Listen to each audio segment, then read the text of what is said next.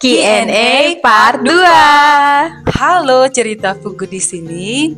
Viele Grüße aus Deutschland.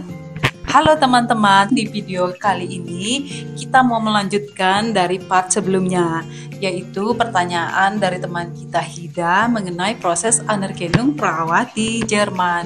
Yap, Baiklah, senpai kita akan menjawab. Silakan. Oke, kita lanjutin ya. Di video kali ini aku akan kasih tahu tentang ujian perawat Anerkennung, ya kan? Ujian Anerkennungnya di video sebelumnya aku bilang ujian Anerkennung di Jerman ada dua, Anpassungslehrgang dan Kenntnisprüfung. Nah, Oke, baik senpai, apa sih Kenntnisprüfung dan Anpassungslehrgang? Oke, Anpassungslehrgang itu jadi kita menutupi kekurangan jam dari defisit beside kita itu hanya dengan belajar. Contohnya defisit beside aku di situ mengharuskan aku 440 jam belajar tanpa praktek. Tapi kalau Kenntnisprüfung itu kita ujian langsung, jadi ujian praktek dan ujian lisan gitu. Di rumah sakit kita pakainya Kenntnisprüfung. Kenntnisprüfung. Ya. Oke, silakan dijelaskan. So, Kenntnisprüfung ini ada dua ujiannya, yaitu Mündliche dan Praktische.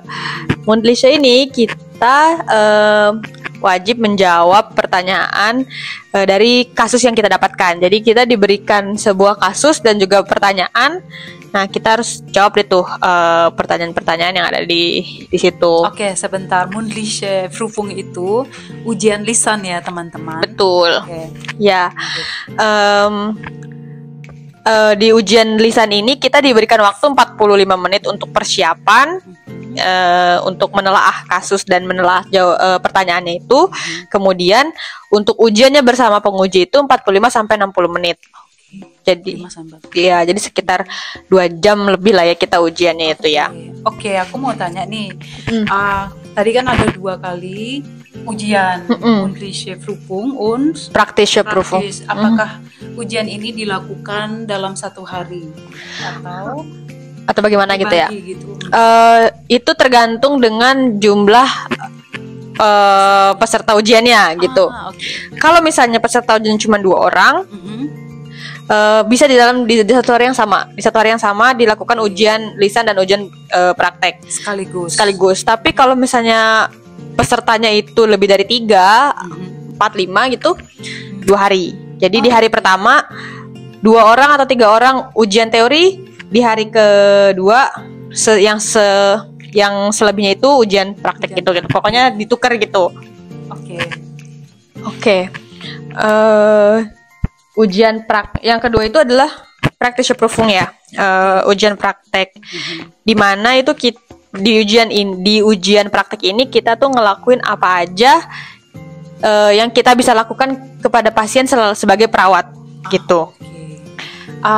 Bisa jelaskan nggak gimana sih ujiannya kayak di Indonesia yang mirip ke ujian yang kita ada di Indonesia gitu? Ya, kalau Praktische Prüfung itu sesungguhnya mirip OSCE ya kan? Kalian udah pasti tahu OSCE kan? Tapi kalau OSCE kan itu kita ujian selesai blok ya. Kalau ini ya ujian kita menyelesaikan penyetaraan gitu. Di ujiannya ini pertama kita itu harus Vorstellung pasien atau menjelaskan keadaan pasien. Dari mulai dia datang, dia berada di ruangan, berada di perawatan, sampai dia menuju kepulangan. Kalau memang dia akan segera pulang setelah kita ujian gitu. Tapi kalau misalnya belum ya, sampai di saat kita mau ujian itu bagaimana keadaan pasiennya, tanda-tanda vitalnya, keadaan umum pasiennya, obat apa yang telah dia minum, obat apa yang dia dapatkan, ultrasuhung atau pemeriksaan apa aja yang udah dia jalankan gitu. Kita harus kasih tahu ke penguji kita gitu. contoh seperti ronsen, MRT atau Ya, ya, kita harus gitu ya. kasih tahu semua itu. Pasiennya sudah beri tindakan apa aja kayak gitu-gitu, kita harus jelasin di Vorstellung. Oke, aku paham. Jadi saat kita ujian kita benar-benar menguasai pasien kita ini. Ya, Dari benar. obatnya, dari pemeriksaan semua ya, sama aja ya kayak di Indonesia ya. Ya, tentu saja. Makanya sebelum ujian kita harus bisa kenal sama pasien kita. Pepetin dikit. Ya.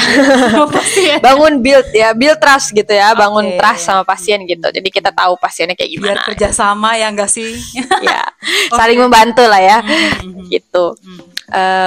Terus setelah kita perkenalan pasien, kita langsung mempersiapkan barang-barang apa yang perlu kita bawa ke pasien, seperti obat atau alat-alat untuk pemeriksaan tanda-tanda vital dan sebagainya, kita bawa ke dalam ruangan pasien. Oke, sebentar. Kalau di Jerman, apakah semuanya serba manual atau harus pakai alat kayak untuk ukur TTP gitu? Itu boleh saat kita ujian itu pakai manual atau pakai yang alat Otomatis, gitu? enggak. Jadi saat ujian semua harus manual. Semua harus manual. Pemeriksaan darah tekanan darah itu harus pakai manual. Pemeriksaan pulse apa bahasa Indonesianya? Nadi. Nadi. Lupa ya. Nadi itu juga harus manual. Kita harus ngitung berapa Schlag per menitnya. Oke, begitulah gambaran untuk ujian keperawatan Jerman ya. Iya, setelah kita mempersiapkan barang-barang itu semua, kita masuk ke ruangan pasien, kita beli salam pasien, kita perkenalkan diri, kita perkenalkan penguji kita, terus kita beritahu tujuan kita di sini ngapain, kita mau melakukan apa aja, kita kasih tahu semua. Setelah semuanya selesai, kita lakukan. Selesai kita rapikan lingkungan pasien, kita rapikan peralatan kita. Kita kembali lagi ke nurse station untuk melakukan dokumentasi apa aja yang udah kita lakukan, apa aja yang sudah kita berikan ke pasien, seperti itu. Setelah itu kita lanjut lakukan offeran kepada perawat yang bertanggung jawab di hari itu gitu. Apa yang udah kita lakukan ke pasien, apa aja yang udah kita berikan, apa yang belum kita berikan, kita offer gitu. Karena setelah itu perawat yang bertugas lah yang melanjutkan perjalanan perawatan itu gitu kan. Nah, terus setelah kita offeran, kita kembali lagi kepada penguji untuk melakukan refleksi apa yang sudah kita lakukan, apa yang belum kita lakukan, kenapa kita belum melakukan hal tersebut, seperti itu. Itu diberi nilai atau? Itu diberi nilai, itu masuk ke dalam penilaian. Oh my God. Kita harus jelasin semua yang ada di Pflegeplanung atau asuhan keperawatan kita gitu, yang sudah kita buat sebelumnya, seperti itu.